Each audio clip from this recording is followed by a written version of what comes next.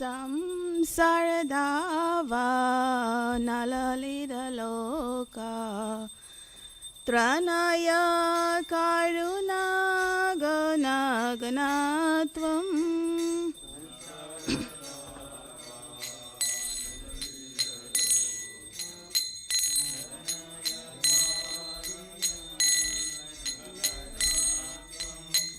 Praptasya kalyana gunanavasya Vande Guru Shri Charanaravinda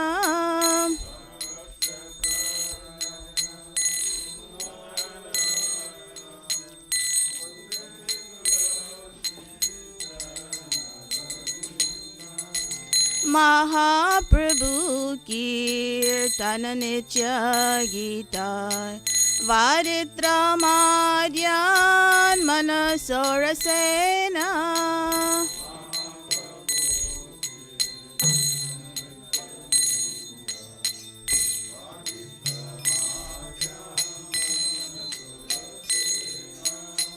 Romancha Kampa Shutaranga Vajo Vande Guru Shri Charanaravinda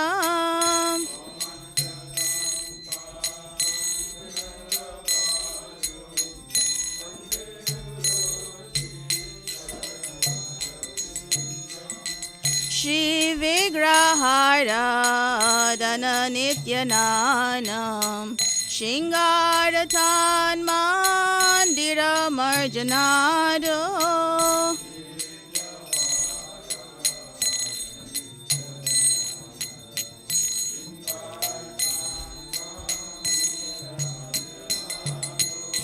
Yuktasya Bhaktam Staniyunjatopi Vande Guru Shri Charanaravinam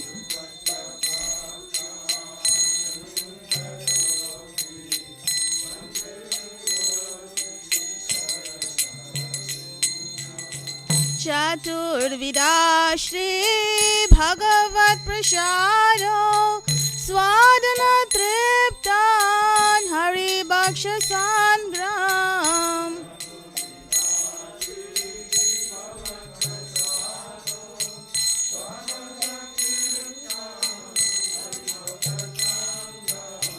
Kritraiva Triptim Bhajata Sadaiva Vande Guru Shri Charanaravinda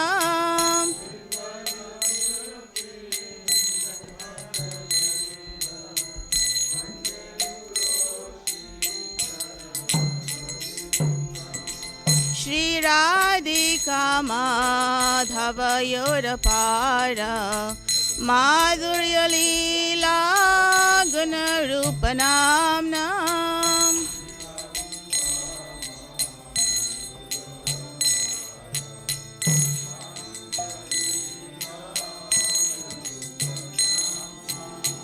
Pratikshana Lolupasya Vande Guru Shri Charanaravinda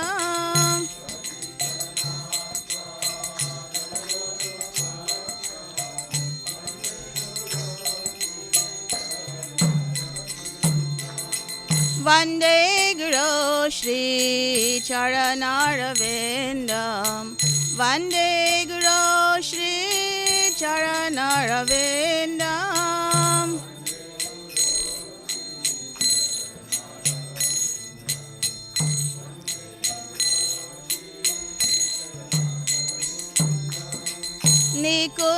Nikunjayono Rati Keli Sedhai Yayali Bir Yukti Rapekshaniya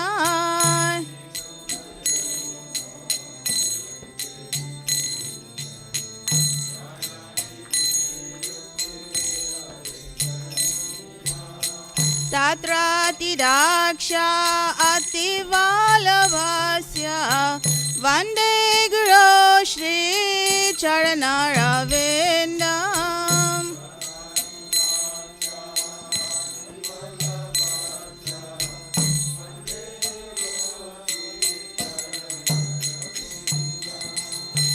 साक्षादरित्वेन समत्सशास्त्रे उक्तस्तथा भायत एव साध्वीर्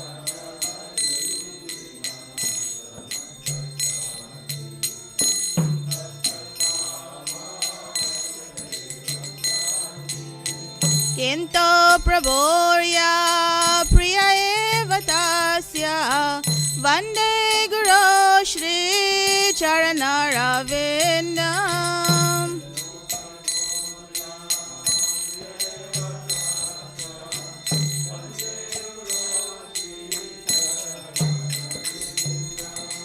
यस्य प्रसादो भगवत्प्रसादो यस्य प्रसादो न गति कुतोऽपि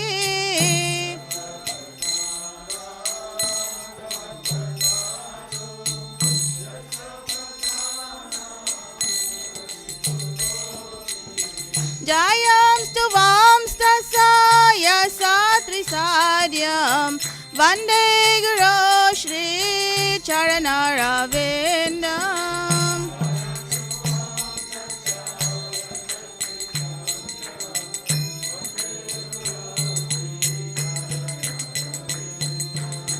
वन्दे गुरो श्रीचरणरविन्दम् वन्दे गुरो श्रीचरणरविन्दम्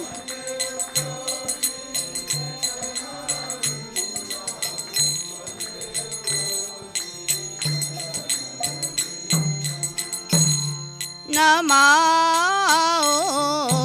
विष्णुपदाय कृष्णपृष्ठाय भूतले श्रीमते भक्तिवेदान्त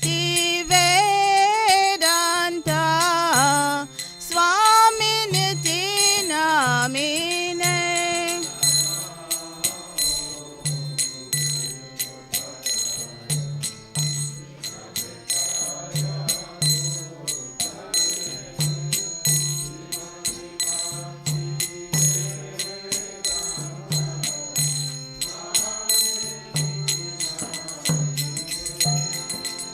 नमस्ते सारस्वते देवे गौरवाणी प्रचारिणे निर्विशेष शून्यवादी पाश्चात्यदेशतारिणे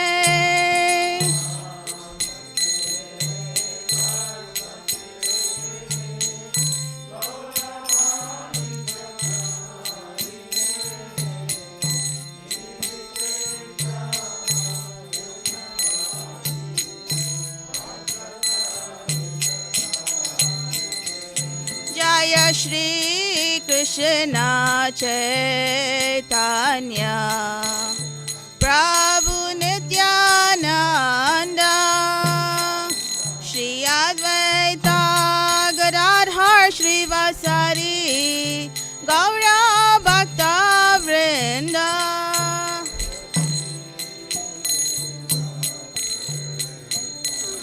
चैतन्य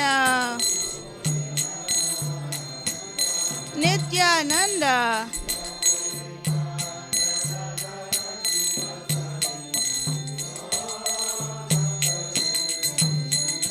जय श्री कृष्ण चैतन्य प्रभु नित्यानंद श्री अद्वैत गदाधर श्रीवासादि गौर भक्तवृंद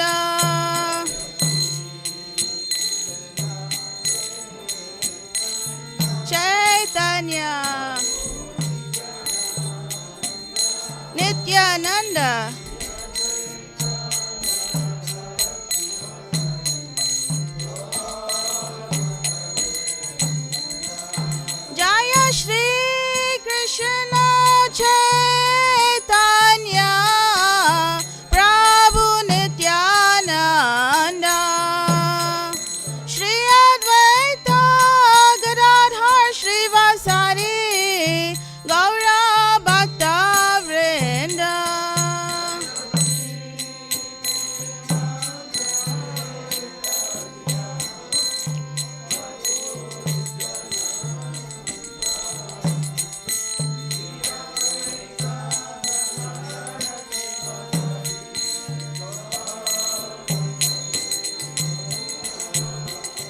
Hare Krishna, Krishna Krishna, Hare Hare, Hare Rama, Rama Rama, Hare Hare.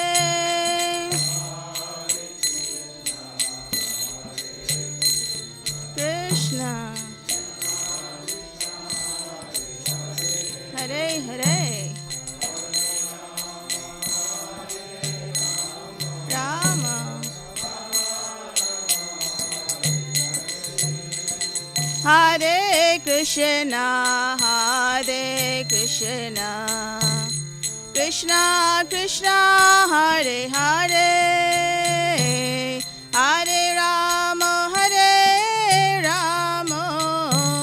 Rama Rama, Hare Hare.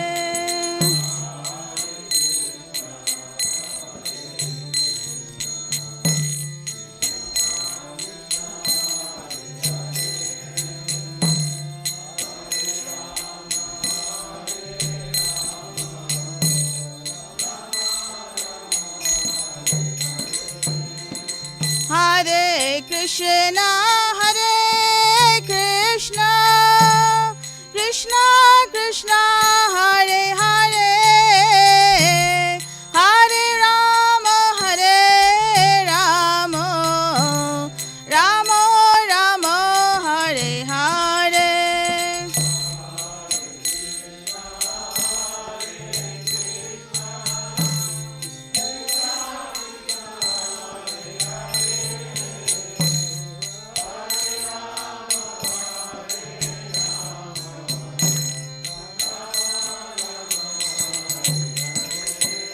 Hare Krishna, Krishna Krishna, Hare Hare, Hare Ram,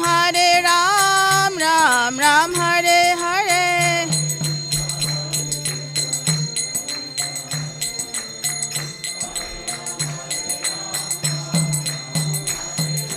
Hare Krishna, Krishna Krishna, Hare Hare, Hare Ram, Ram Hare Hare.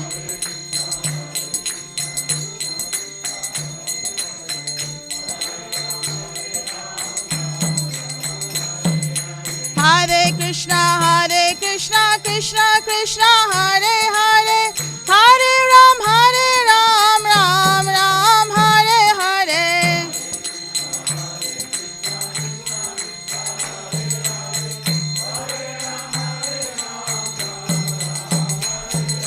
Hare Krishna, Krishna Krishna, Hare Hare, Hare Ram, Ram Hare Hare.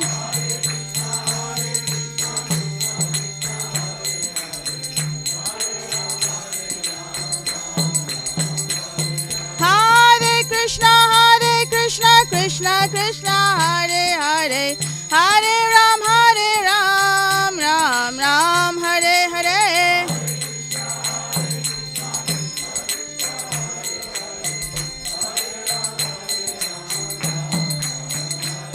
Hare Krishna, Krishna Krishna, Hare Hare, Hare Ram, Ram Hare Hare.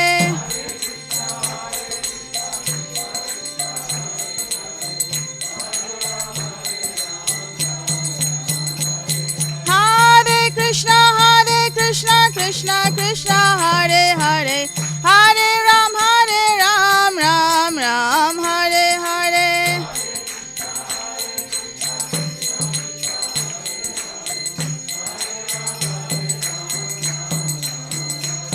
Hare Krishna, Krishna Krishna, Hare Hare, Hare Ram,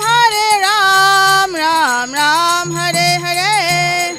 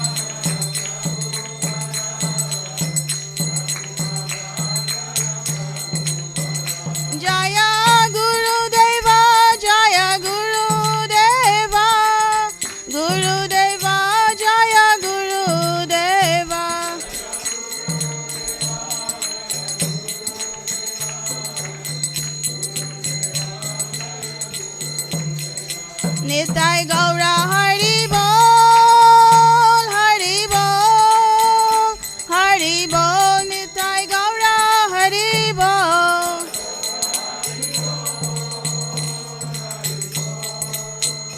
Hari Bol, Nitai Gaura Hari Bol.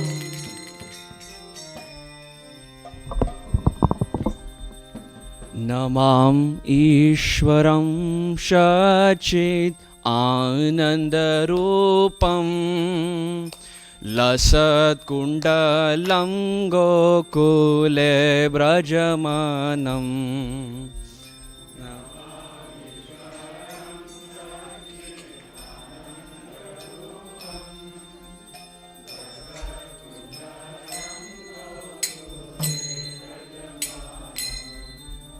जशोधाभयोलोकलाघवमानं परामृष्टमात्यन्ततो द्रुतगोप्या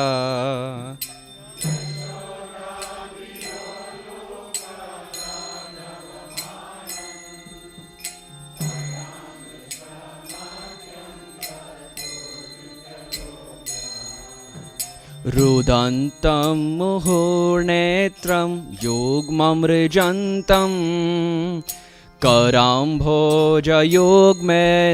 सतङ्कनेत्रम्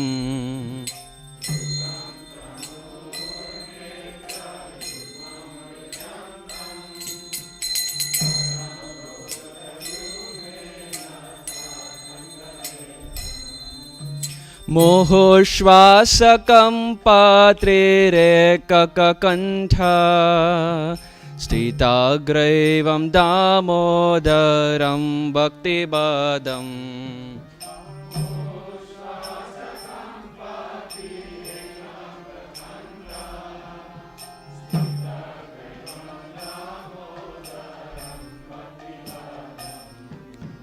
मोहोश्वासकं पात्रेरेकककण्ठा स्थिताग्रैवं दामोदरं भक्तिपदम् मोहोश्वासकं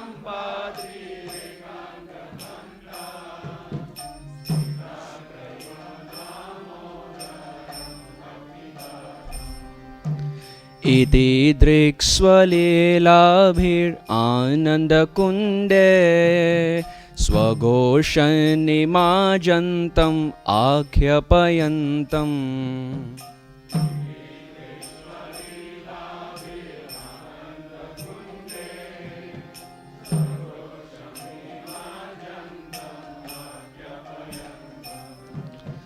तदेयेषिताज्ञेषु भक्तजितत्वं पुनः प्रेमतस्तं सतावृत्तिवन्दे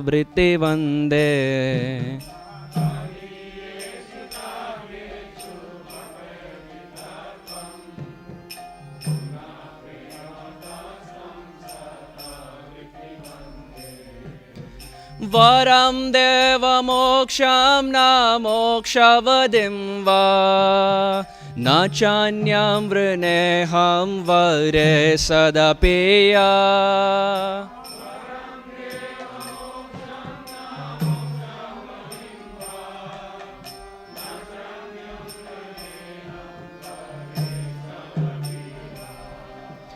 इदं तेव पूर्णात गोपालबालं सदा मे मनस्य विरास्तं किमन्ये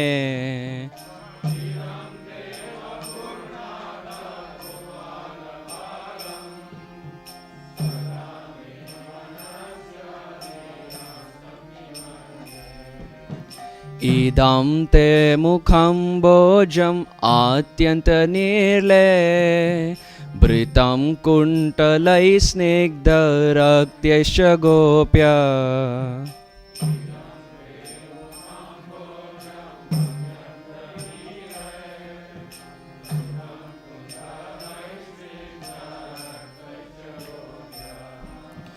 मोहोश्चुम्बितां बिम्बरक्तधरं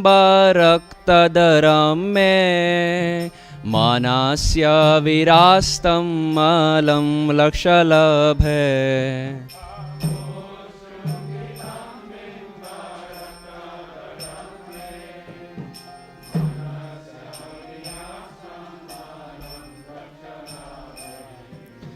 नमो देव दामोदरानन्त विष्णु प्रसीद प्रभो दुःख जलब्धिमग्नम्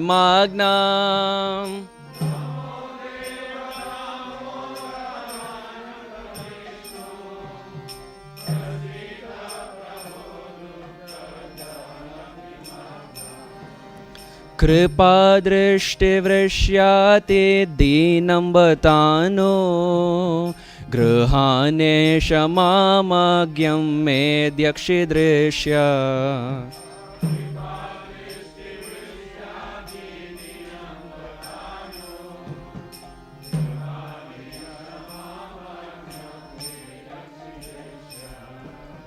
कुबेरात्मजौ बद्ध मूर्तयद्वा त्वया मोचितौ भक्ति भजौ कृतौश्च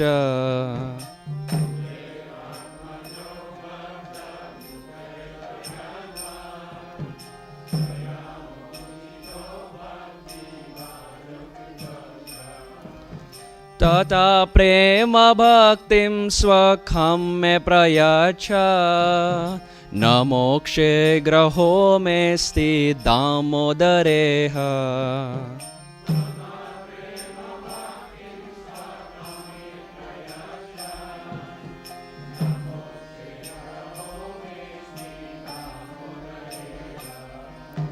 तथा प्रेम भक्तिं स्वखं मे प्रयच्छ न मोक्षे ग्रहो मेऽस्ति दामोदरेह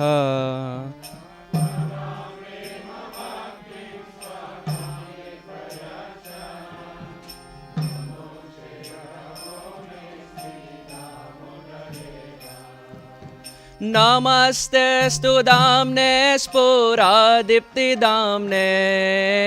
त्वदीयोदरायात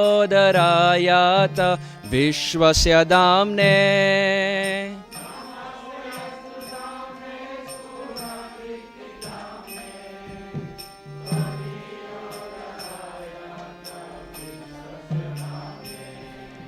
नमस्तेऽस्तु दाम्ने स्फुरादीप्तिदाम्ने त्वदीयोदरायात विश्वस्य दाम्ने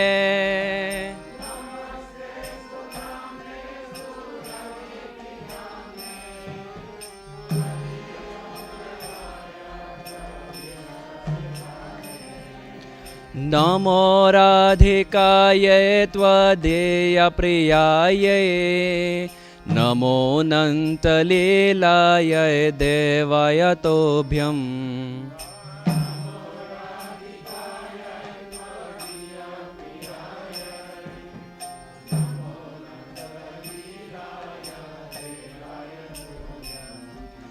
नमो राधिकायै त्वदीयप्रियायै नमो अनन्तलीलायै देवाय तोभ्यम्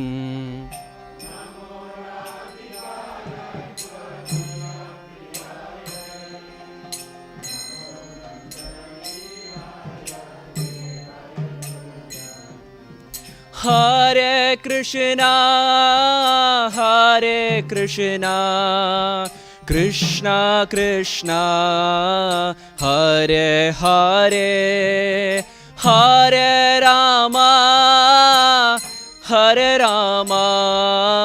Ram Ram Hare Hare Hare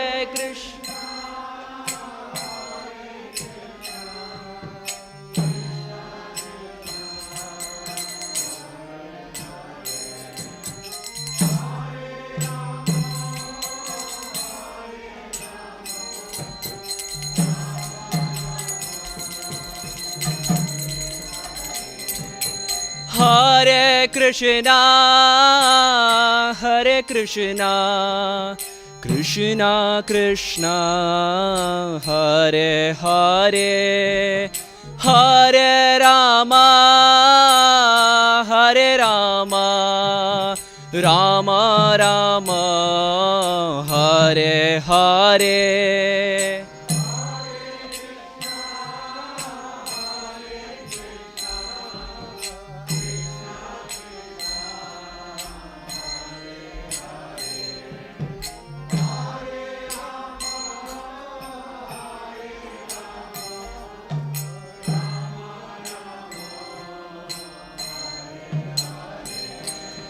Hare Krishna, Krishna Krishna, Hare Hare, Hare Ram, Ram Ram, Hare Hare.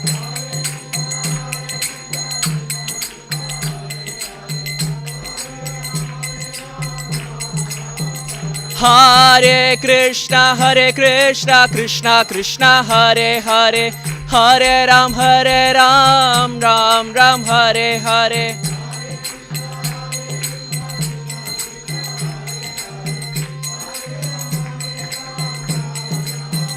Jaya Radha Nila Madhav, Radha Nila Madhav, Shri Radhe.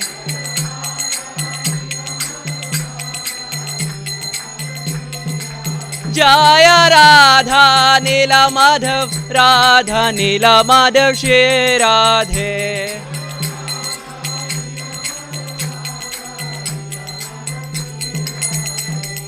Nila Madhav, Shri Radhe. Oh, Nila Madhav, Shri Radhe. Jaya Radha Nila Madhav, Radha Nila Madhav, Shri Radhe.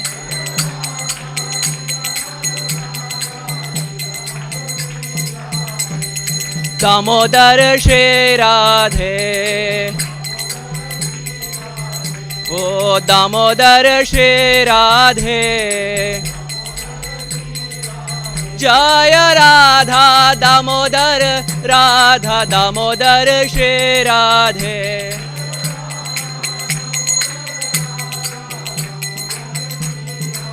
O Jaya Jagannatha, Jaya Jagannatha, Baladeva, Jaya Subhadra Devi.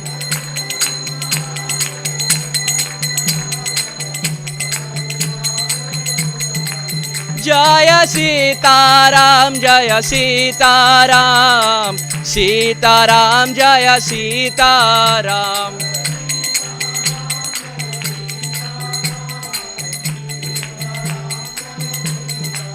O Jaya Sitaram, Lakshman Bhakta Hanuman, Sitaram, Lakshman Bhakta Hanuman.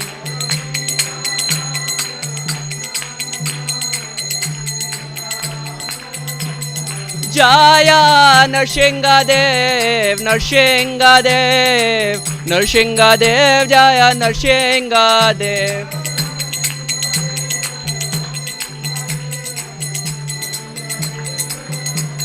Jaya Gauranitai, Jaya Gauranitai, Gauranitai, Jaya Gauranitai.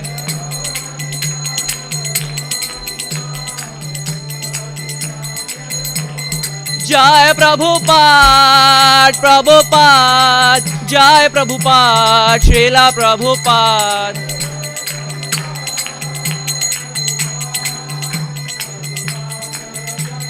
Jaya Jaya Gurudev, Gurudev, Srila Gurudev, Jai Gurudev.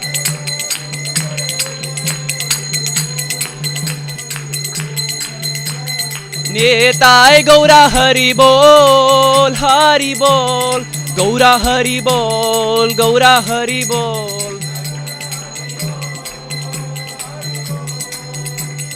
Bol Nitai Gaur Hari Bol.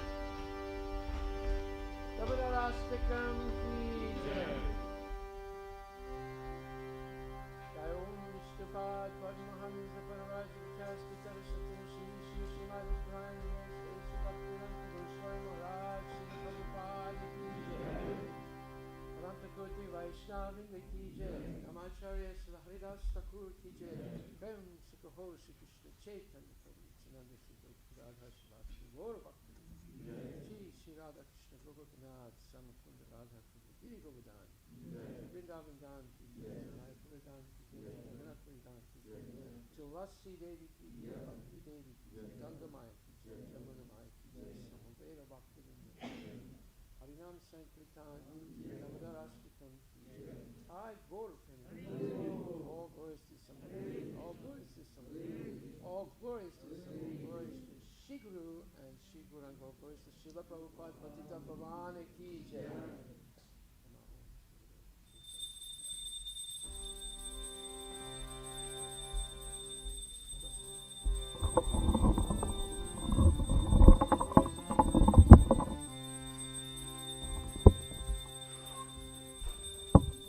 नमस्ते नरसिंहाया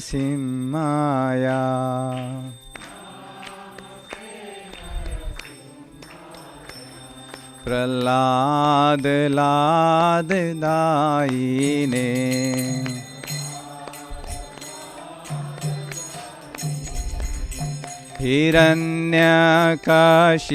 हिरण्यकशिपोर्वक्षः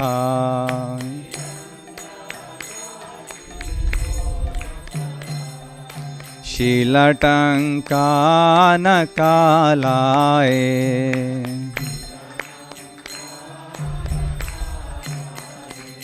इतो नरसिंह परतो नरसिंह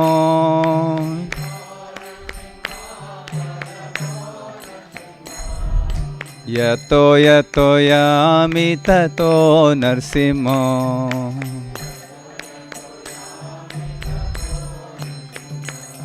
बहिर्नरसिंह हृदये नरसिंह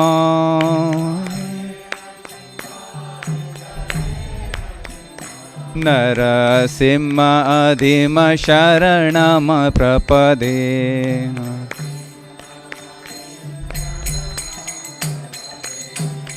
तव कर कमलावरे नकाम अद्भुत श्रृंगाम दलिता हिरण्यकशिपु तनुभृंगाम केशवधृता नरहरिरूपा जय जगदीश हरे जय जगदीश हरे जय जगदीश हरे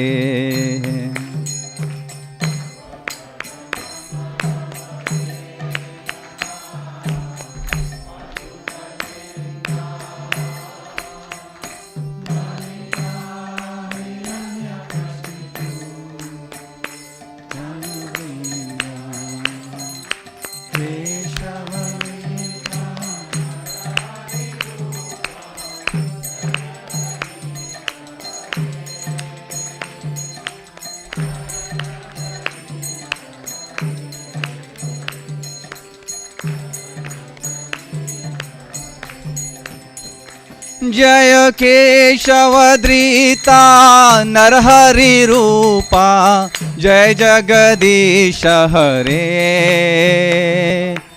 जय जगदीश हरे जय जगदीश हरे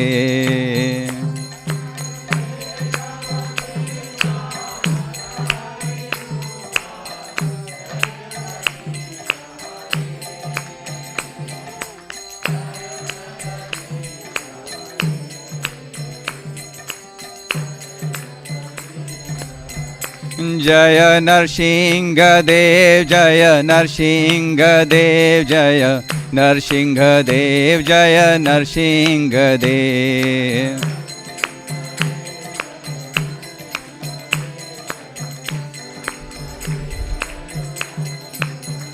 जय प्रहलाद महाराज भक्त प्रहलाद जय प्रहलाद महाराज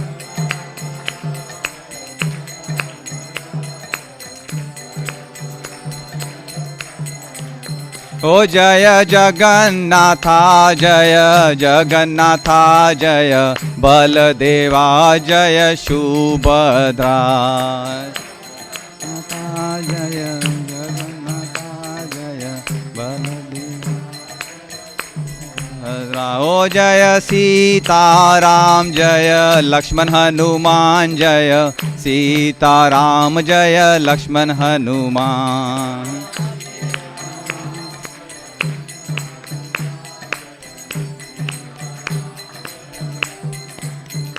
जय जय प्रभुपाद प्रभुपाद प्रभुपाद जय जय प्रभुपाद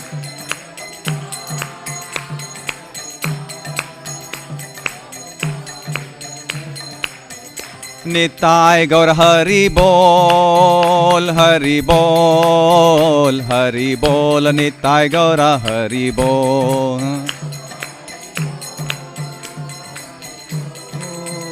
हरि बोल निताय गौर हरि बोल। जय विघ्नहर्ता नरसिंहदेव भगवान की, भक्त प्रहलाद महाराज की, शिला प्रभुपाद की।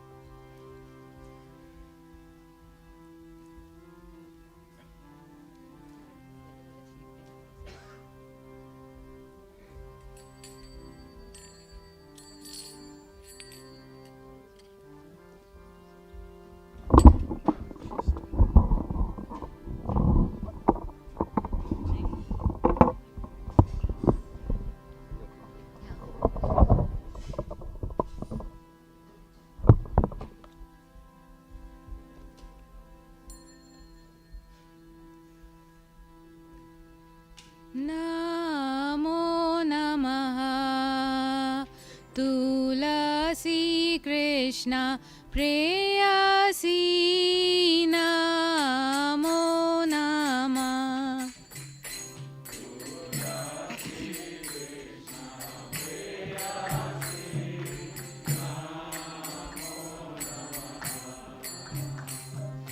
नमो नमः तुलसी कृष्ण प्रेयसी नमो नमः।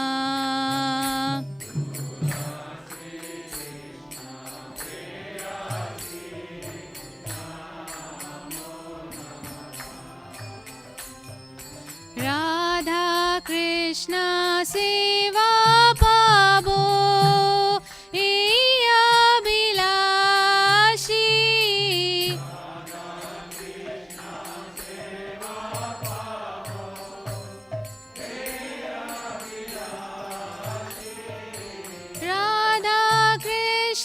सेवा पाबो ए अभिलाषी।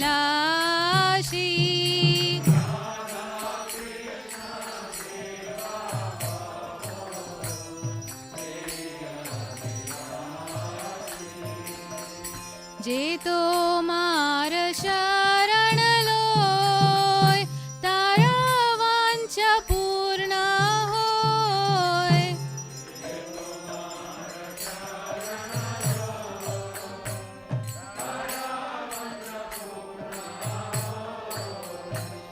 कृपा कोरी खोरो तारे वृंदावन वासी।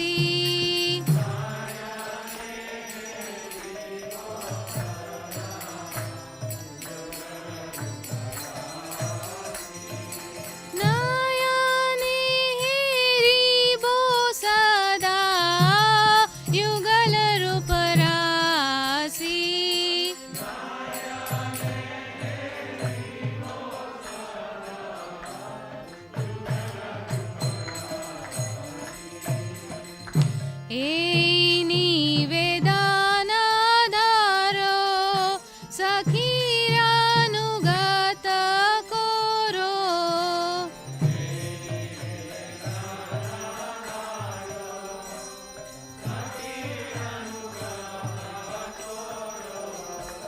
সেবাধিকার দিয়ে করো নিজ দাসী।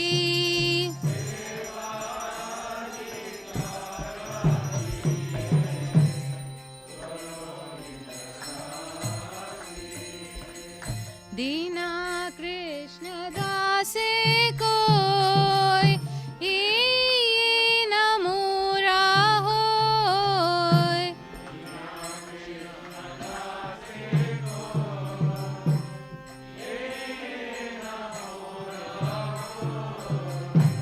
श्री राधा गोविंदा प्रेमे सदा येन बासी।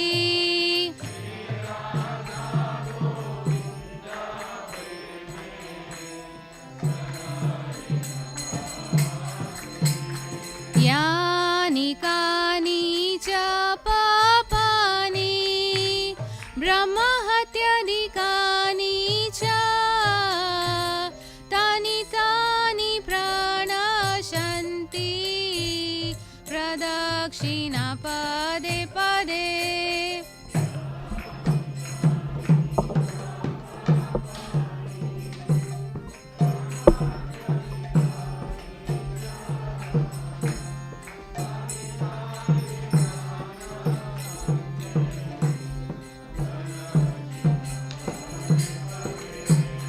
यानि कानि च पापानि ब्रह्महत्यादिकानि च तानि तानि प्रणशन्ति प्रदक्षिणा पदे पदे।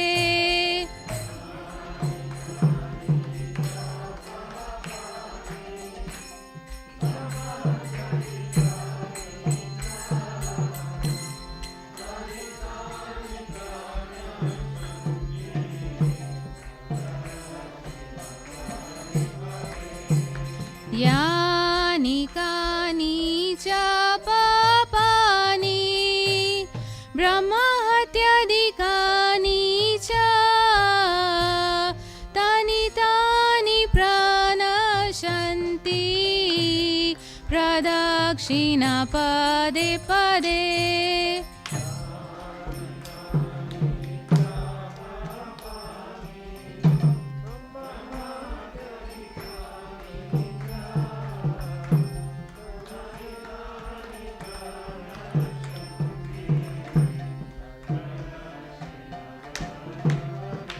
हरे कृष्णा कृष्णा कृष्णा हरे हरे हरे राम राम राम हरे हरे।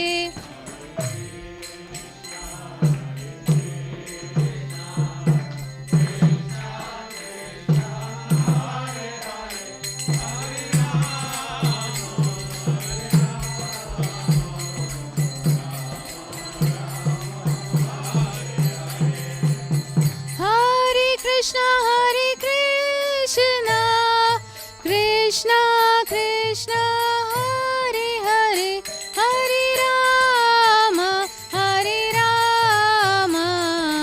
राम राम हरे हरे।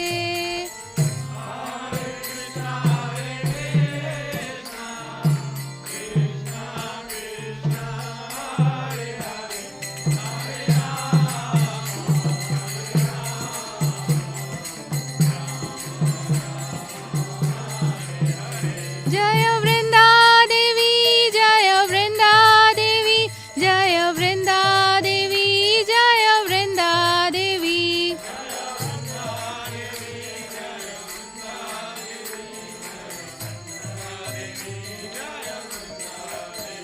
जय तुलसी महारानी जय तुलसी महारानी जय तुलसी महारानी जय तुलसी महारानी।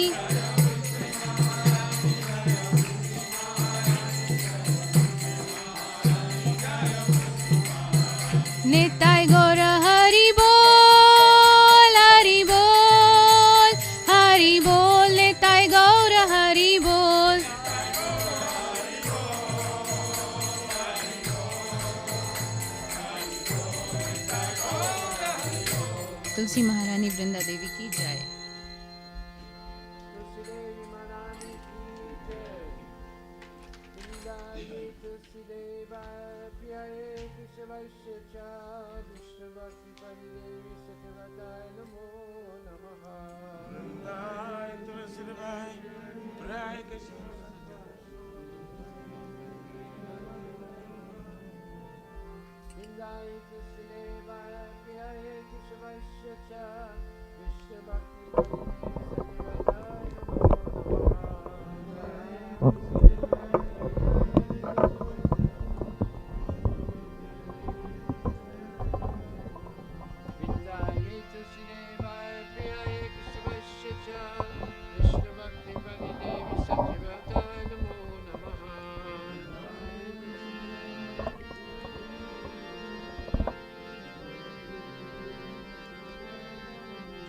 Vrindavan Tulsi Devi Maharani ki jai.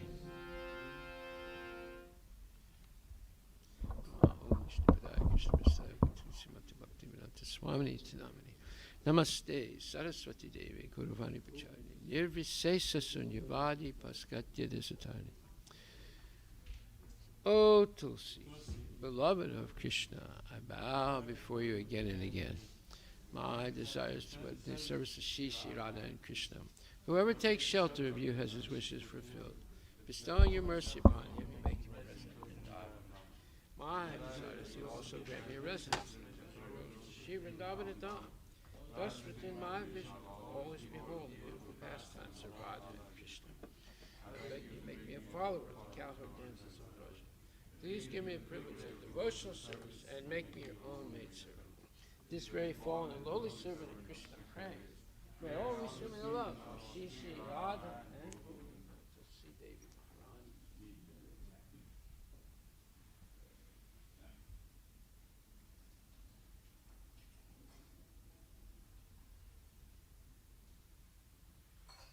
Oh Tulsi. Shri Shri Shikastakam ki.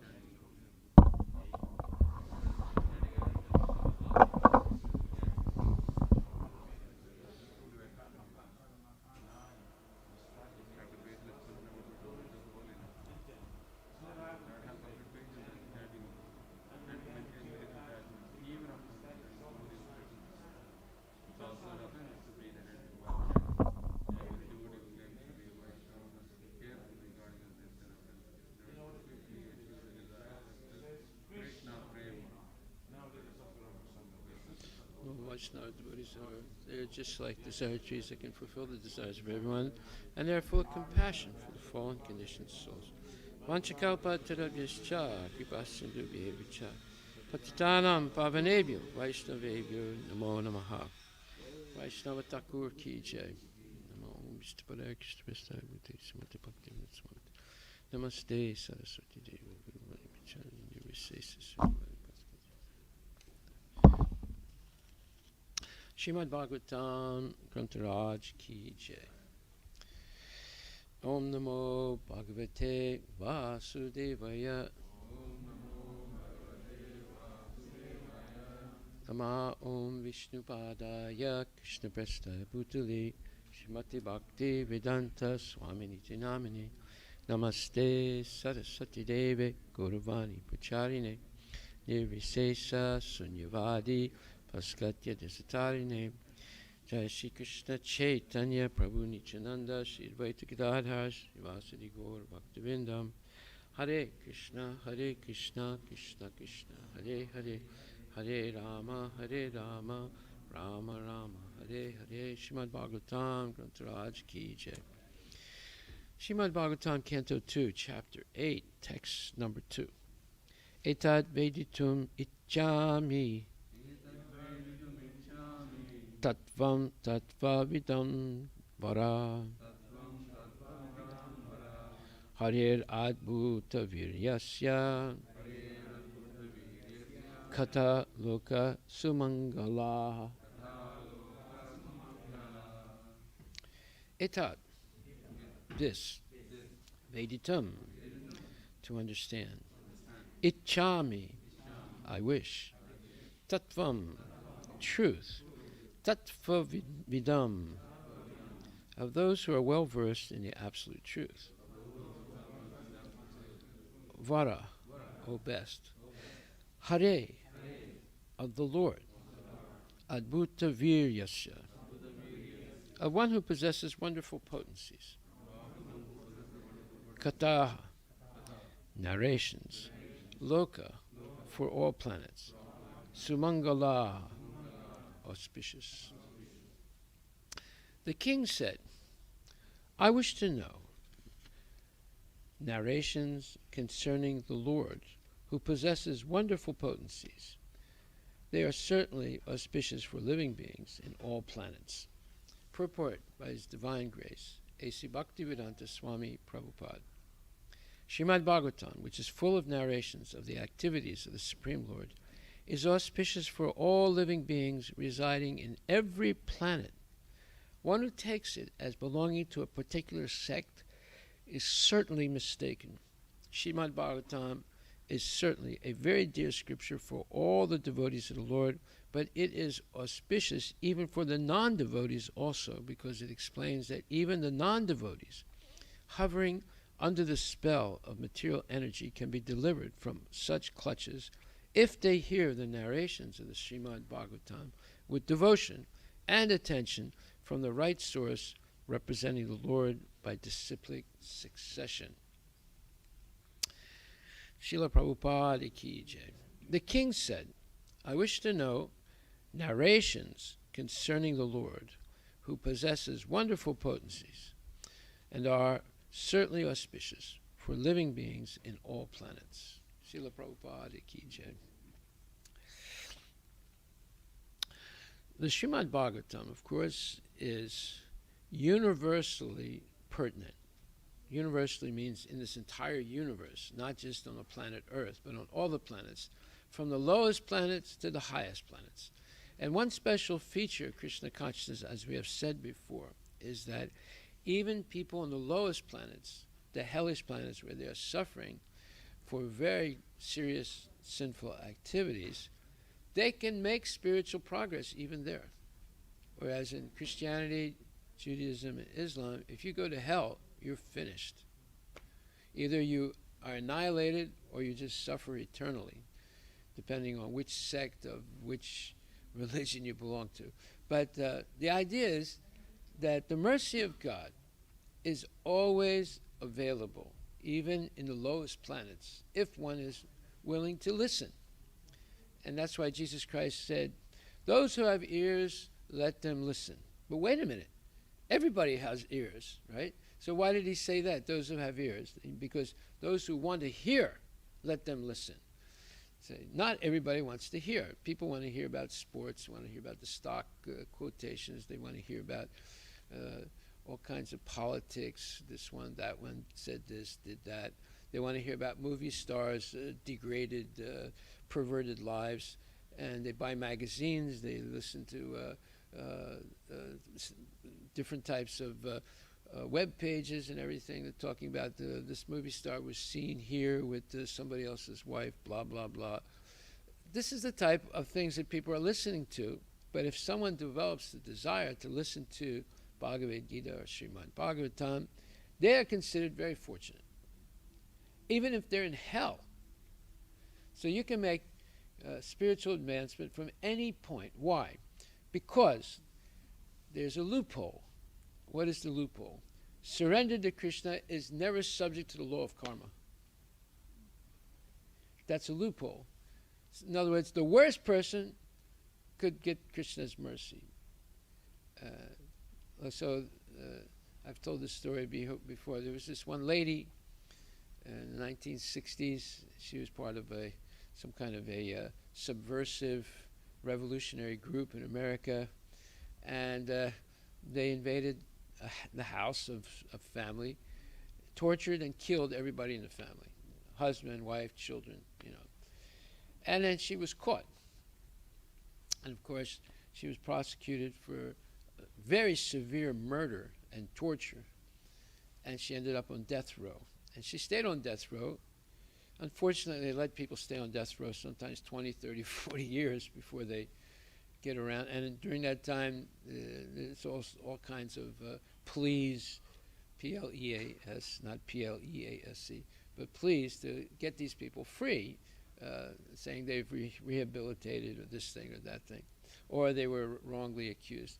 So anyway, in the United States, they don't want to make a mistake, so they will keep a person on death row sometimes 20, 30 years to make sure that they are absolutely guilty, right? Even though they've already been proven guilty.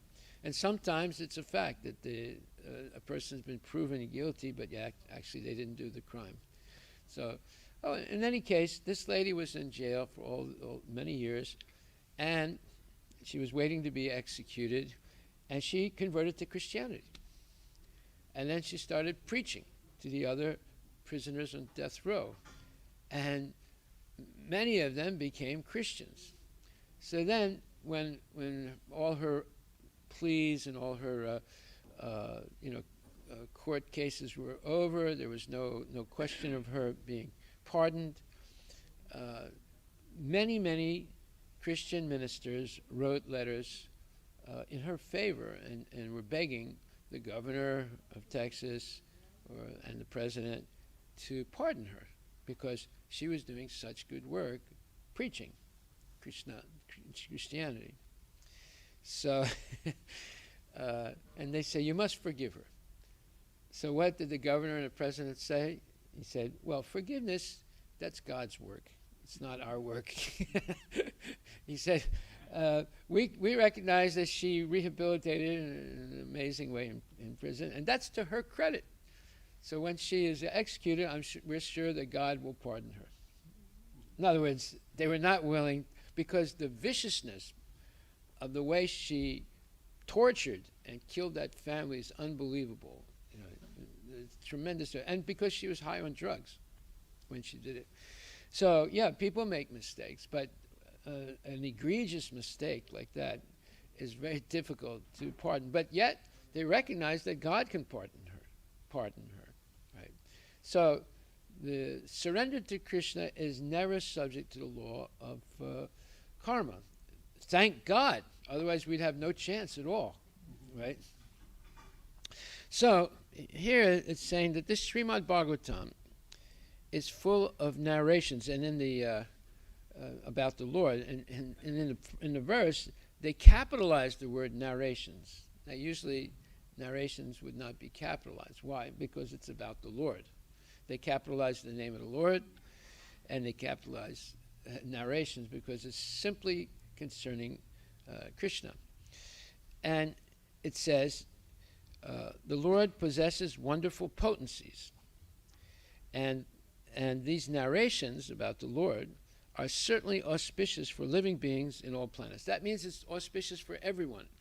It can be men, it could be women, it could be children, it could be criminals, it could be pious people, everyone. And it's even auspicious for the animals, insects, plants, birds, and so forth, aquatics.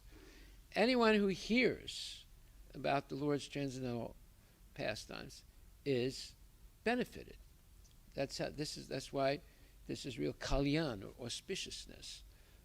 So it says, the Srimad Bhagavatam, which is full of narrations of the activities of the Supreme Lord. So this is the specific, let's say, qualification of, or quality of Bhagavatam, as opposed to Vedanta Sutra, as opposed to the Mahabharata, as opposed to the Puranas, as opposed to all corollary scriptures, the Agamas, and this thing and that thing, and also the four Vedas. Because all of those voluminous Vedic scriptures speak about many different subjects, and they also speak about Krishna, but all the information about Krishna is buried in a tremendous volume of other topics. So it's not so clear in the minds of people when they read all these scriptures who is the Supreme Personality of Godhead. So therefore, Vyasadeva, after writing all this tremendous literature, was advised by Narada Muni, now you just focus on Krishna. Just write about Krishna. You'll bring in many different references from all these Vedas, but amplify your focus on Krishna. So the Srimad Bhagavatam is only about Krishna, right? There's no ambiguity in it. That's why it says Om Namo Bhagavate Vasudeva. In other words, why is this the preamble of the Srimad Bhagavatam right at the beginning? Because in the Vedanta Sutra, which is like a mathematical, very high-class philosophical treatise about God, and the beginning is Atato Brahma Jigyasa. Now let us inquire into what is the absolute truth. And then the next mantra says, Janmadasya Yata.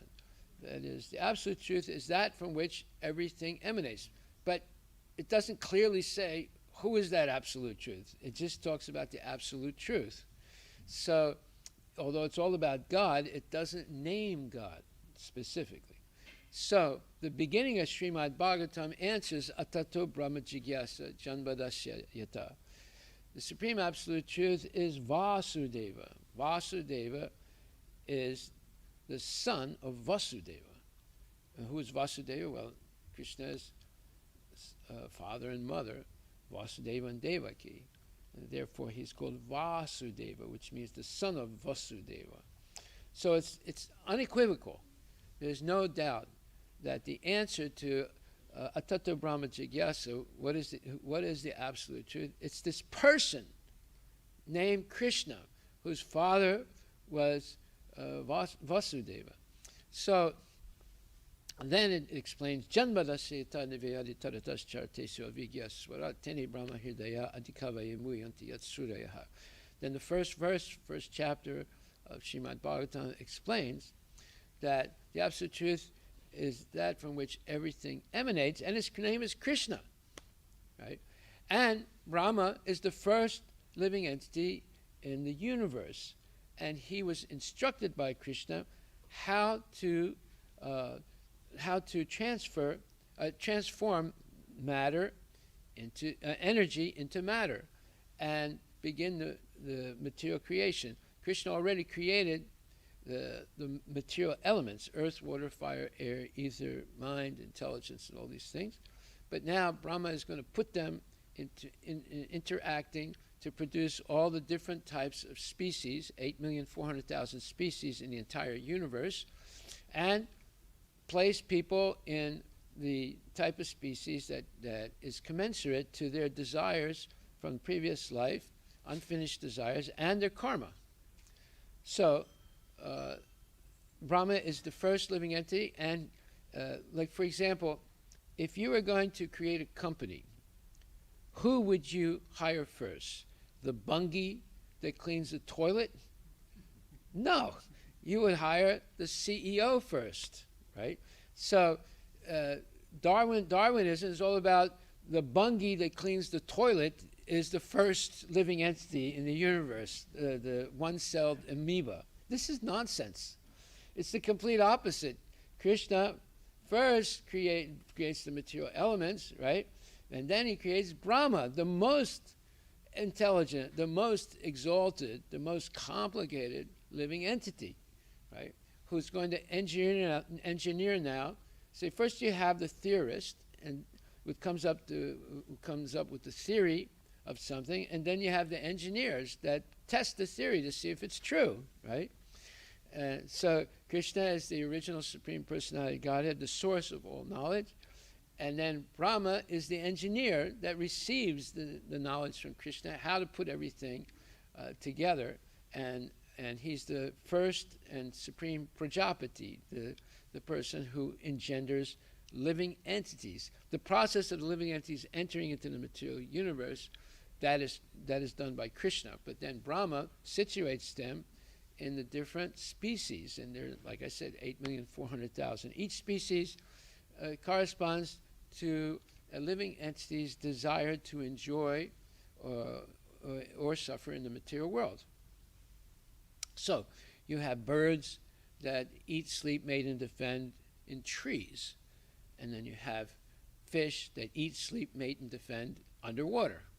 And then you have some reptiles like the crocodile that can live in the water and on land. And then you have people that live on the land, and some people, some living entities are snakes that slither around, and then others have 4 feet, and then others have 2 feet, and so forth. And so all these living entities are souls who, in previous lives, developed a certain taste for eating, sleeping, mating, and defending. And therefore, it's just like yesterday we said, here's a neighborhood here. What's it across the street? Palomino, right? And then over here, what is it? Red Hawk. And then down the street, somewhat, Icraft, right? And then you have Issaquah, and Issaquah, what do you have? The Highlands and this thing. They're all neighborhoods, right? And they all have houses, right? And some houses are, $2 million. Some houses are $1 million. Some houses are $600,000, right? So people buy houses that they can afford, right? And there's houses for everyone, all kinds of prices. If you can't get a big house, you get an apartment. If you can't get an apartment, you can get a room, So everyone is able to find something to accommodate them. So that's why there's 8,400,000 species.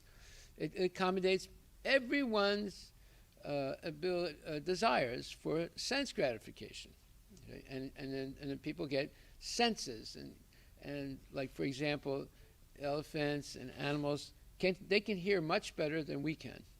Their sense of hearing is much more acute than human being, right?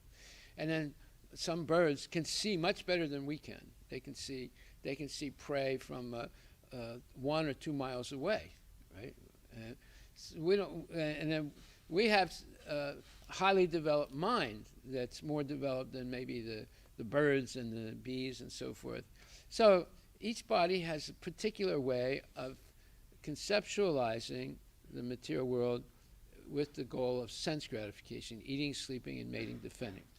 But what differentiates human beings is the fact that they can actually say, wait a minute, okay, I'm eating, sleeping, mating, and defending, but sometimes I get injured, sometimes people prey on me, sometimes they eat me, and sometimes, I have to die, and I'm getting old, and I break a bone sometimes. Why is all this happening to me? They can ask that, when they begin to ask questions like that, and where did I come from? And how did I get into this particular body, this particular family? When they start asking all those questions, that's called the beginning of spiritual inquiry. So when you have questions, you want to get answers, and you have to find qualified persons who can answer your questions, right? So one person, someone says, well, why am I suffering? He said, well, that's because you use this particular shampoo that causes you to suffer. You have to use this other shampoo. Well, that's one answer, right? Right? Is that the right answer? No, it's not the right answer. But it was an answer. It's some kind of speculation. So now you have to wade through all the speculators to get to someone who's genuine and knows for sure. Just like if you go to a doctor and said, oh, well, we're going to have to do an MRI, and we might have to take a biopsy also. We're not quite sure. You say, okay. So how long does it take to get the answer? So, well, it might take 6 weeks, might take 8 weeks, might take 12 weeks. It depends. So you wait 12 weeks, and then the doctor said, well, we did the MRI, we did the CAT scan, and we did the biopsy, and it may be this or it may be that. Now, are you satisfied with that answer after waiting 12 weeks? And they did all these testing on you, blood test, this test, that test, They, I don't want to explain all the things they do. Some of it is really disgusting. But in the end, they're not sure what it is. See? So, no, if you go to someone to get some answers to questions, you want it to be a genuine authority, someone who actually knows and who can give you a specific diagnosis and then tells you how to heal that. Just like everybody has some problem. Sometimes they ask me, what should I do? And I said, well, first thing is you should fast for 3 days. So a friend of mine called me 2 weeks ago. He said, I've had this cold. I've been coughing and spitting up mucus for a month now, and I've been taking this and that, and nothing's happened. Nothing's helped. The doctor told me this. I got that medicine, this medicine. I said, well, look, it's pretty simple. You want to get rid of your cough. He was coughing very badly. He had a lot of mucus. I said, look, you just fast for 3 days on liquids. Don't eat any rotis and don't. What? I can't do that. I'm a Punjabi. I have to eat rotis every day. I said, well, there's your problem right there. You have to give your intestinal tract a break, and then when you stop eating, then your intestinal tract goes into the healing mode, and it'll purify all the toxins in your body. You need to eliminate these toxins, and this mucus is impacted. That's why you're coughing and nothing comes up. Because it's impacted. You have to stop eating all these junk things that you eat. So anyway, he took my advice. I called him yesterday. He said, I'm much better now. He said, I was not able to fast 24 hours, but I started fasting 16 hours, and it's tremendously helped me. I said, okay, good. So you see, you have to go to someone who knows what they're talking about, right? If that person has a money-oriented, let's say, mind, they're going to say, well, I think we need to do an operation, right? Doctors love to say operation, right? So what did they tell you, Prabhu? They want to do surgery, right? What did you do?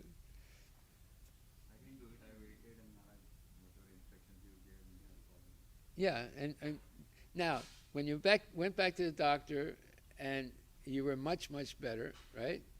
Did he ask you how you did it? No, he didn't ask me, but he said, whatever you did, keep doing. And he's very happy to know that the polyps are gone, and he's very happy that he was wrong. Now you see, all right, but did he ask you how you did it? No, he did not. No, he's not interested in how you did it. Although he saw that you healed yourself without his surgery, but still he didn't ask you, how did you do it? Right? They're not interested to learn how you, because they don't make money in the way you did it. They only make money by surgeries and this thing and that thing, So you see how we're up against this, a gigantic institution of the American Medical Society and so forth, and then they're not willing to listen. So, if we're willing to listen to an authority, and the highest authority is Krishna himself, he's the original guru. He's the original creator. And he's the maintainer. Everything comes from him, and everything's maintained by him in the material world, and everything will be reabsorbed into him. And we are part and parcel of the Lord. We are never independent of the Lord. So, unless we understand these things, we will make a mess of our life. We will make gigantic mistakes, and we'll cause other people to suffer, like family members and so forth. I remember when I was a kid, and sometimes my mother would experiment on me because she read something in a magazine, or and it caused a lot of distress to me, and none of her things really worked, right? So you have to go to an authority, especially when you're talking about what is the purpose of life, because there's so much misinformation about what the purpose of life is that people are bewildered. I had a friend of mine. He was a geotechnical engineer, so I had to see him for some issue I was dealing with at the farm. And one day he said, I made a big mistake in my life. I said, really? What was that? He's a very successful man, right? He said, one day my wife and I were talking about maybe we have one kid, and we were talking about maybe having another. And my wife convinced me we shouldn't have any more kids. He said, that was a big mistake, because the one kid we have turned out to be a big problem. It would be nice to have other kids, So here they made a decision based on what? Oh, the environment is bad. We'll have to move to Mars in the future, or the moon, because the Earth is going to be destroyed, and California is going to fall into the Pacific Ocean, and who knows what's going to happen in Washington State, because we're on the fault line of the earthquake and this thing, all negative things, right? One time the devotees told Prabhupada, we have to close the Los Angeles temple and move up into the mountains in western California, because all this is going to fall into the ocean. He said, who told you that? So it's in the papers, Prabhupada. He said, this is nonsense. He said, you should learn to depend on Krishna. You just chant Hare Krishna, worship the deities, and everything will be all right.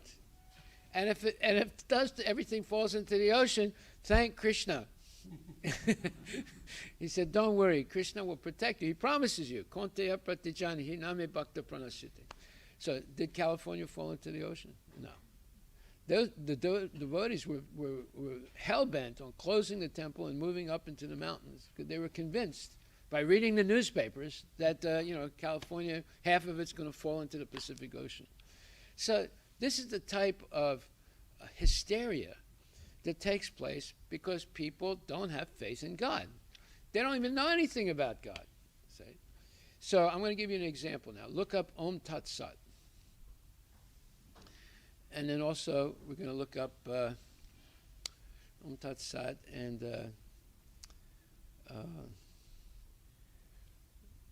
one other thing too. So what is the definition of Om Tat Sat?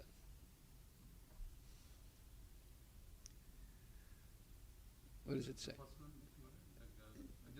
Yeah, it's all right. We just do it randomly. So read loudly. So it said Om Tat Sat are the group of three mantras in Sanskrit found in the verse 1723 of Bhagavad Gita.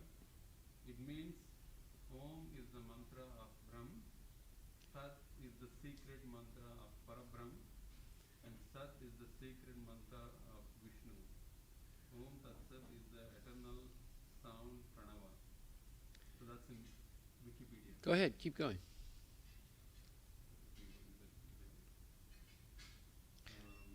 By the word reality, here it means total existence. We may even use the word God, reality, existence, Parabrahma. Okay, say, we may even use the word God. Does it ever say who God is? It does mention Krishna, but it doesn't say that he's actually the supreme God. It's, this is what's happening. They water down the definition. Now, let me tell you what Prabhupada says about Om Tat Sat. And the next one is Tattvamasi. These are called Mahavakyas, great phrases of the Vedic literature that encapsulate the absolute truth.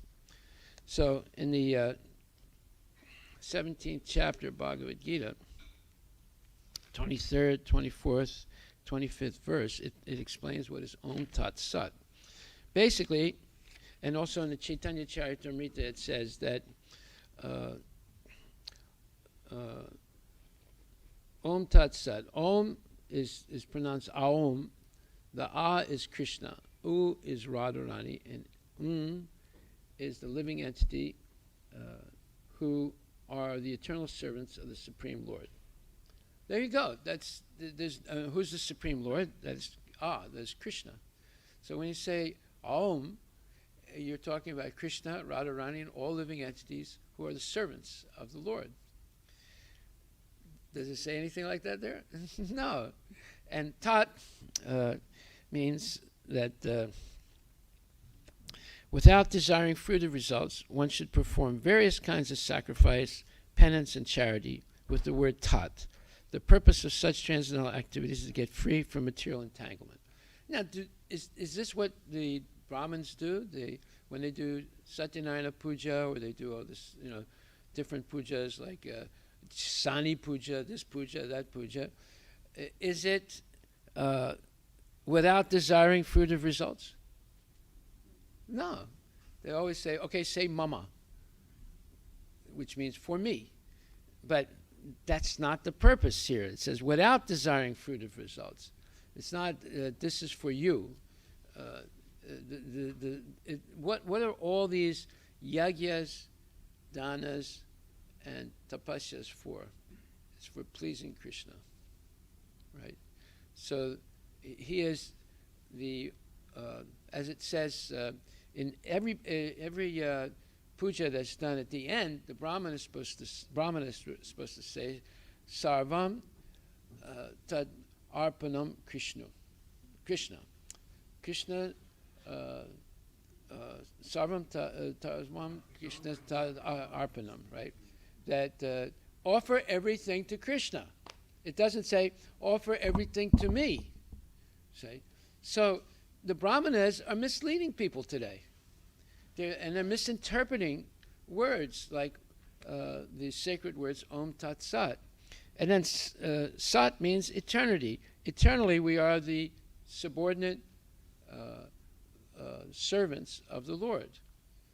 So that is the purpose of Om Tat Sat. It's the absolute truth. It situates who is the Supreme Lord and who are his expansions, such as Srimati Radharani and Balaram and Narayana and so forth, and what is the purpose of the yajna.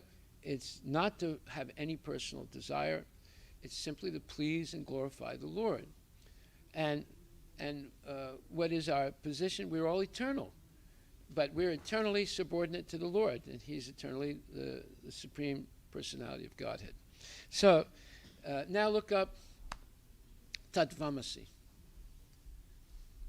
See, every time you go to the dictionary, you're going to end up with a either incomplete or false definition. And these are words used by many other people, but they have different meanings than what it actually means. So what does it say about Tatvamasi?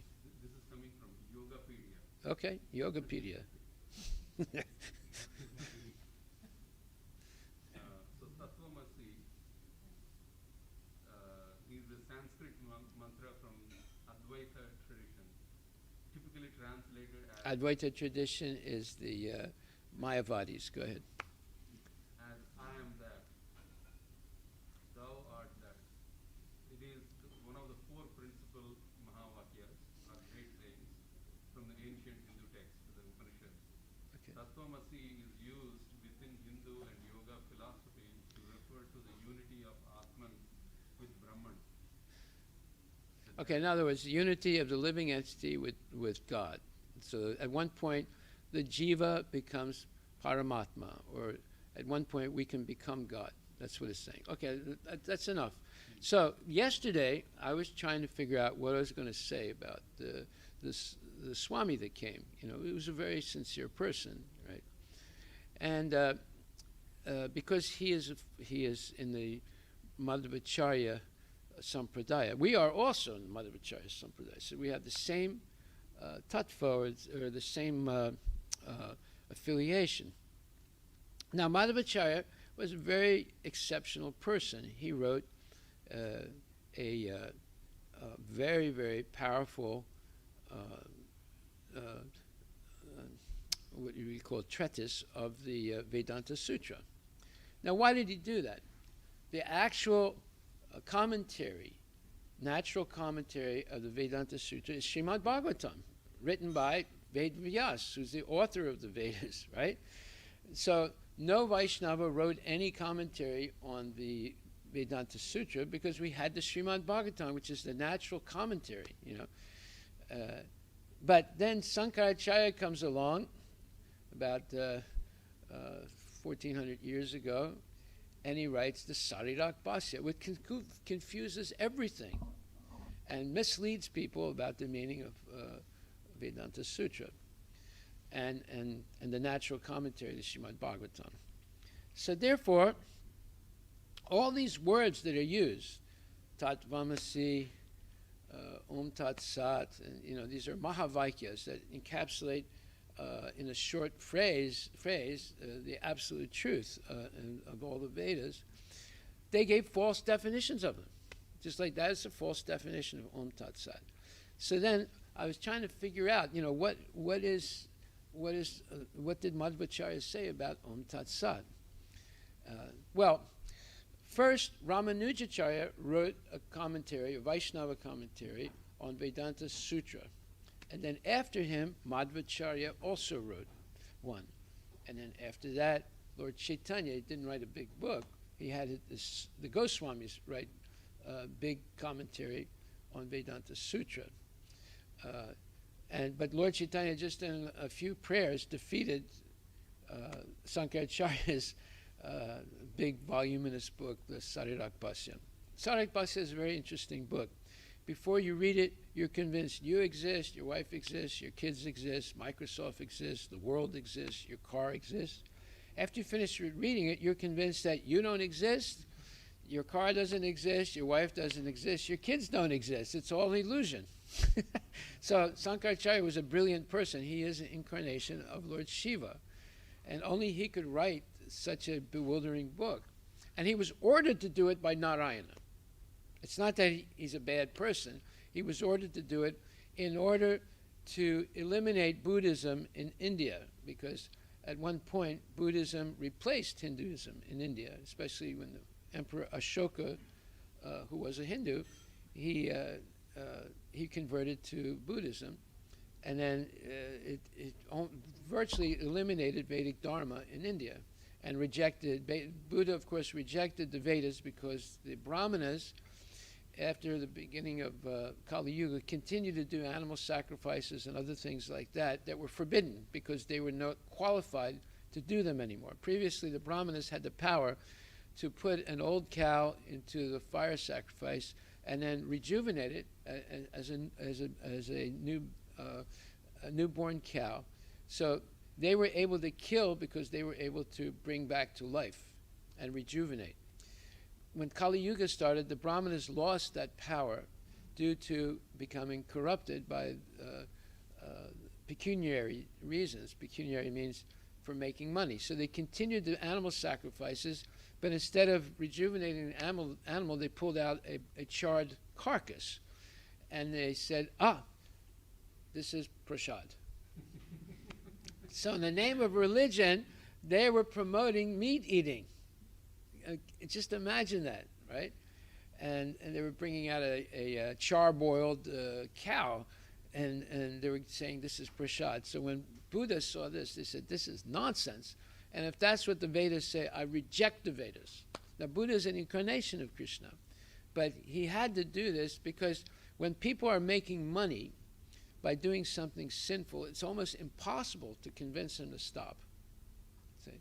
So he pulled the rug from underneath the feet of the deviant Brahmanas and started another religion based on ahimsa paramo dharma, that nonviolence is the supreme principle of Buddha. But today, Buddhists, many of them eat meat. So they also deviated from Buddha's instructions. Anyway, Sankaracharya was not a bad person, but he had to convince or trick the Buddhists into reestablishing the authority of the Vedas, but he gave a Buddhist-like interpretation of them so they would accept it. So then but Sankaracharya himself said, Bhaja Govinda, Bhaja Govinda, Bhaja Govinda, Madhamate. Listen, don't believe all this speculative nonsense that I wrote. Simply surrender to Govinda, right? So his number one disciple, Sadananda, I'll remember his second name. Anyway, Sadananda, he deviated from Sankaracharya and very emphatically emphasized the Mayavad philosophy, rejecting the fact that Krishna is a unique person and the source of all creation, and projecting the idea that anybody, any Tom, Dick, and Harry, if they simply do some meditation and this thing and that thing, they can become God or merge into God's existence, and God is not a person. And Vaikuntha and Goloka do not exist, and the material world is an illusion. It's not, it doesn't really exist. There's only this Brahman or this effulgence that you merge into and you become God. But you have to deny your individuality to merge. So this is complete nonsense. There's no validity at all about such a theory, and it has ruined people. It's ruined the Vedic culture. In any case, Madhavacharya, he wrote a tremendous rebuttal. Now, what did he say? He had to talk about these Mahavaikyas. So he said this Tatvamasi, which the Mayavadis put superior to Om Tat Sat. It's this, and their interpretation is, you are that. You become God at one point by doing meditation or whatever. He said that's not the grammatical translation of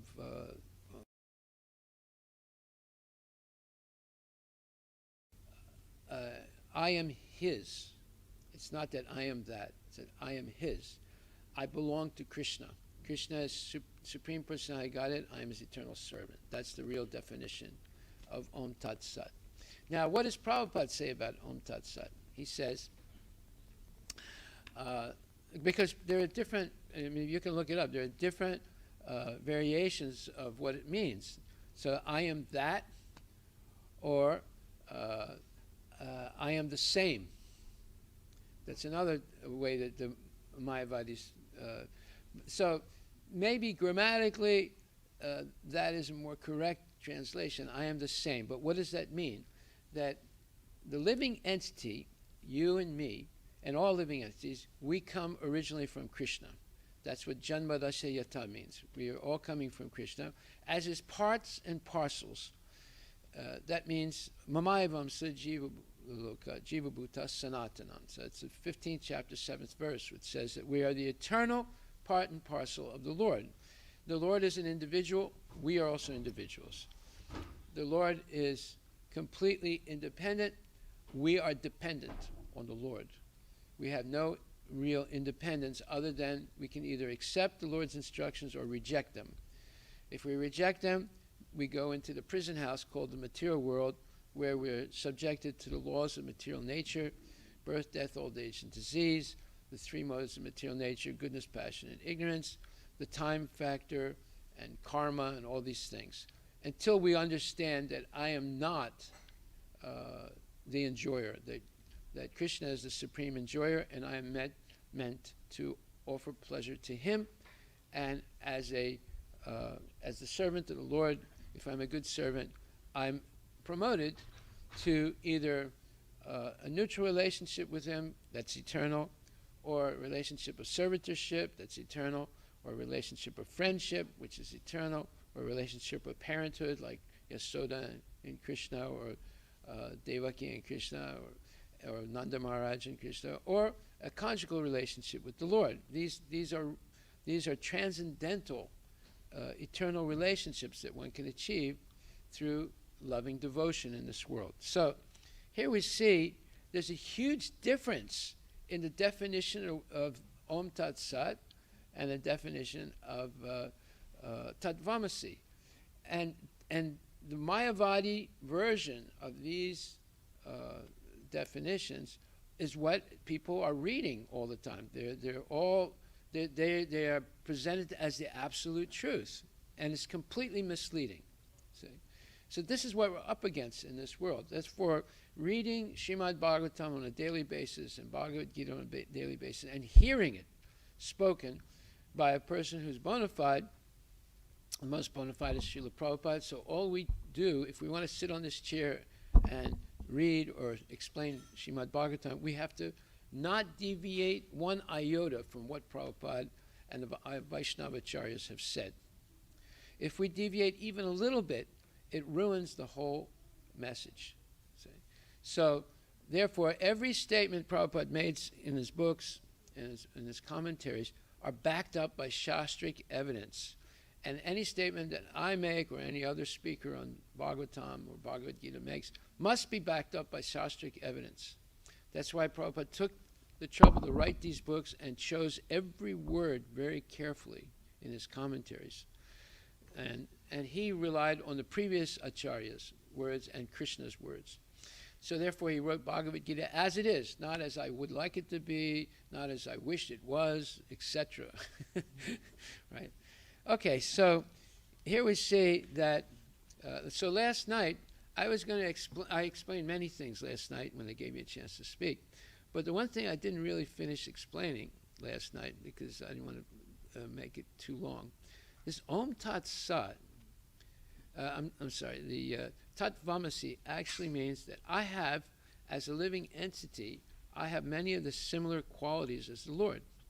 I'm eternal, I have some knowledge, and I'm experiencing bliss in the company of the Lord and his devotees, right? So, but I don't have it in the same quantity as Krishna has it. Eternity, I have it in the same quantity. You can't, there's no other definition of eternity. One exists before birth in the body, one exists in the body, one exists after the death of the body, and one exists eternally in their spiritual body in the spiritual world. However, when it comes to knowledge, my knowledge is never going to be equal to the knowledge that Krishna has. But I have knowledge. And if I have the conclusion of knowledge, that is, that Krishna is the Supreme Personality of Godhead and I am his eternal servant, then I have the perfection of knowledge, but I don't have the quantity of knowledge that Krishna does. And as far as bliss goes, I'm a co-partner in Krishna's pastimes if I'm in the spiritual world. But every time I try to measure the bliss I'm experiencing, and the bliss is ever increasing, Krishna increases it more. So I could never come to the point of actually understanding completely the intensity of bliss that I'm experiencing, because it's always increasing. So here we see the competition between increment and measurement that's going on in the spiritual world. So therefore, there's always going to be something that's achintya, incomprehensible to me, because I'm somewhat limited as a part and parcel of the Lord, whereas the Lord is the complete whole. So this is the real. So that's one explanation of Om Tat Sat by the Vaishnavas. The second explanation, and the one that's very sublime and profound, is that Krishna has infinite expansions of himself. No one else can emulate that. And each one of those expansions is a plenary or partial plenary expansion. In other words, is non-different than the Lord. So therefore, sometimes he's referred to as Vishnu, sometimes as Narayana, sometimes as Shirodakshaya Vishnu, or or as Vasudeva. So there's no doubt in the minds of Vaishnavas that that's the same person appearing in different expansions or incarnations. This is bewildering for materialistic people. Why? Because they're suffering from what's called Atmavan Manyate Jagat. They project onto God their own limitations whenever the subject comes up. So they say, well, that's not possible because that's not possible for me. Well, that's not true. That's like the blind man saying on a sunny day, someone says, oh, the sun is very shiny today. He says, I don't believe it because I can't see it. But does that mean nobody else can see it? No. So just because you can't see something doesn't mean that God is limited by our foibles or our limitations. So the real meaning, the profound meaning of Tatvamasi is that the Lord has infinite expansions. You cannot count them all, and therefore, Achintya Beda Beda Tattva, the Supreme Absolute Truth, is simultaneously and inconceivably one and different. And that was Lord Chaitanya's conclusion, and which is basically the same message as Madhvacharya, as Ramanujacharya, as Nimbarka Acharya, and as the four Kumaras. So we'll stop right there. Are there any questions?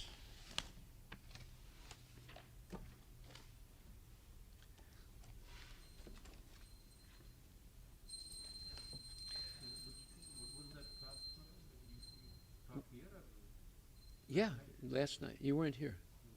There was a big program here. Hare Krishna. Yeah, he's a very nice man. Yeah. Okay.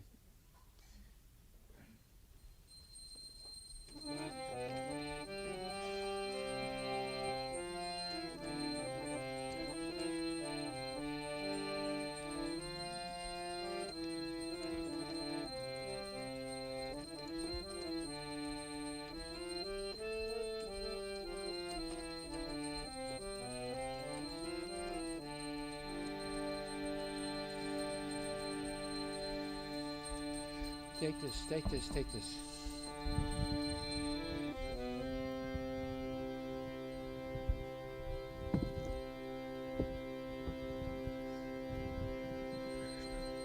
Jayo Prabhupada, Jayo Prabhupada, Jayo Prabhupada, Jayo Prabhupada. Prabhupada, Jaya Prabhupada, Jaya Prabhupada, Jaya Prabhupada. Shri Guru Charana Padma Kevala Bhagati Sadma. Shri Guru Charana Padma Kevala Bhakti Sadma. Bandhamohi Savadhana Mate. Bandhamohi Savadhana Mate. Jahara Prasade Bhai E Bhavatoriya Jai. Janara Prasa.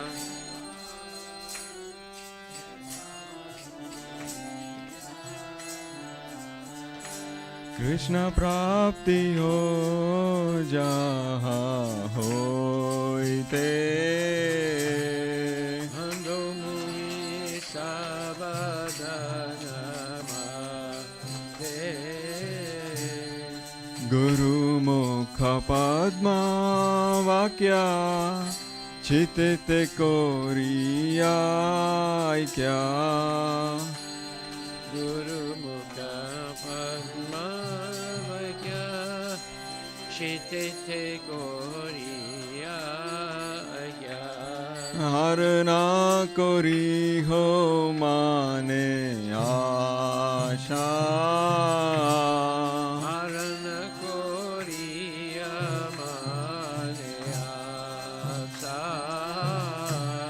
Shri Guru Charane Rati Aise Utama Gati.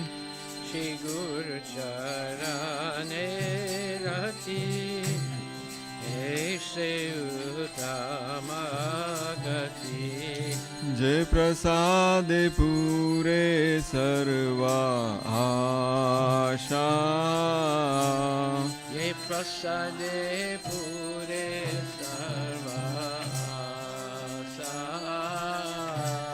Chakshudan dilo jai janme janme Prabhu se. Sudana Dila Jai Janme Janme Prabhu Se. Divya Gyan Hirde Prakashito. Divya Gyan Hide prakasito. प्रेमा भक्ति जहाँ होते अविद्या विनाशा जाइते Prema bhakti jaha hoite avidya vinasha jate. वेदे गाय जहाँ रचरितो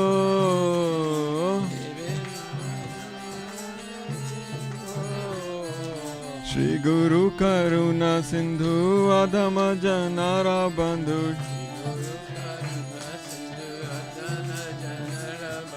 लोकेनाथ लोकेरा जीवाना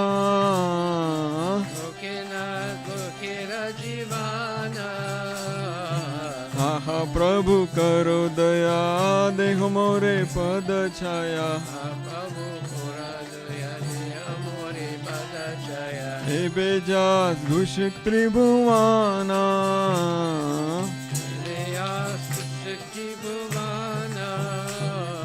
जयो प्रभुपदा जयो प्रभुपदा जयो प्रभुपदा जयो Prabhupada Prabhupada, Jaya Prabhupada, Jaya Prabhupada, Jaya Prabhupada. नमो विष्णुपदाय कृष्णपृष्ठाय भूतले श्रीमते भक्तिवेदान्त स्वामी इति नामिने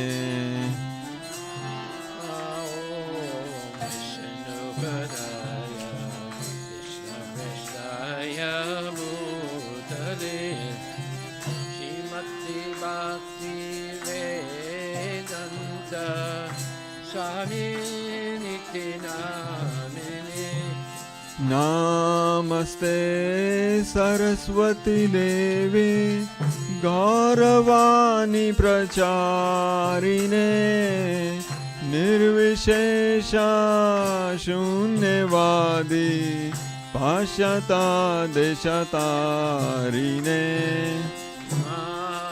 Namaste Saraswati Devi Gauravani Pracharine Nirvisesa Sunyavadi Paskatya Desatarine Jayo Shri Krishna Chaitanya Prabhu Nityananda Shri Advaita Gadadhara Srivasadi Gaur Bhakta Vrinda Jai Shri Krishna Chaitanya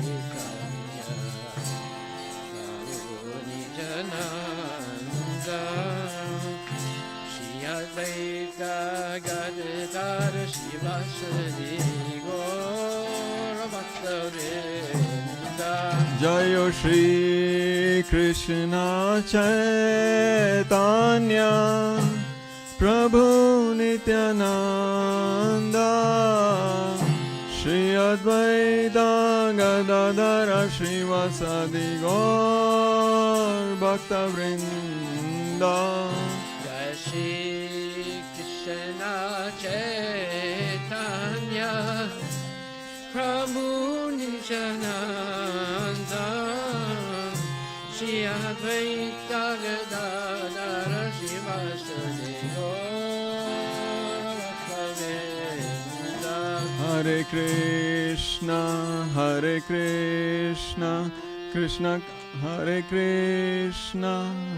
Krishna Krishna Krishna Hare Hare Hare Rama Rama Rama Hare Hare Hare Krishna Krishna Hare Hare Hare Rama Rama Rama Hare Hare Hare Krishna Krishna Hare Hare Hare Rama Rama Rama Hare Hare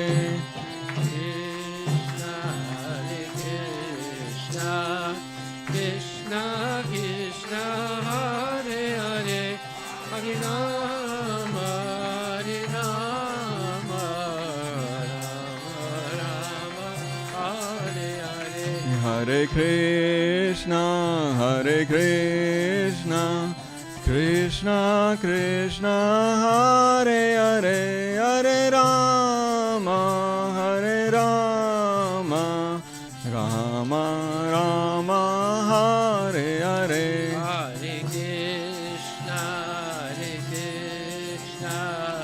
Krishna Krishna, Hare Hare, Hare Rama, Hare Rama, Rama Rama, Hare Hare.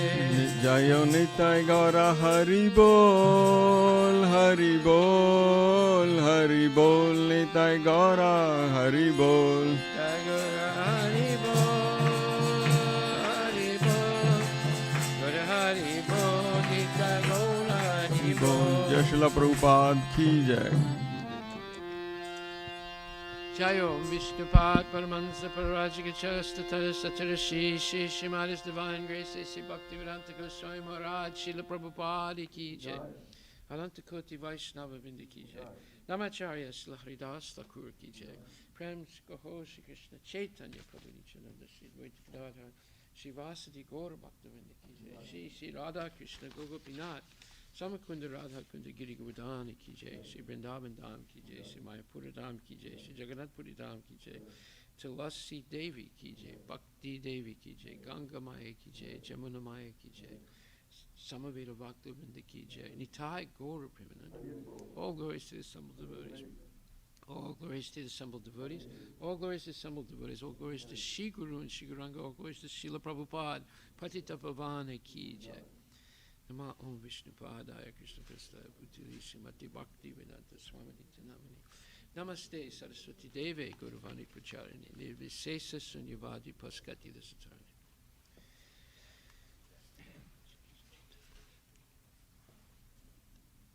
The lotus feet of our spiritual master are the only way by which we can attain the pure devotional service. I bow down to his lotus feet with great honor and reverence. By his grace one can cross the ocean of material suffering and obtain the mercy of Krishna. My only wish is to have my consciousness purified from the words emanating from the lotus feet. Passion to the lotus feet is the perfection of fulfilled all demands. No proof my darkened eyes and frozen heart turn to the Lord. My Lord after birth. From him is that barren and make whenever you want to destroy. The dirt is existing is there.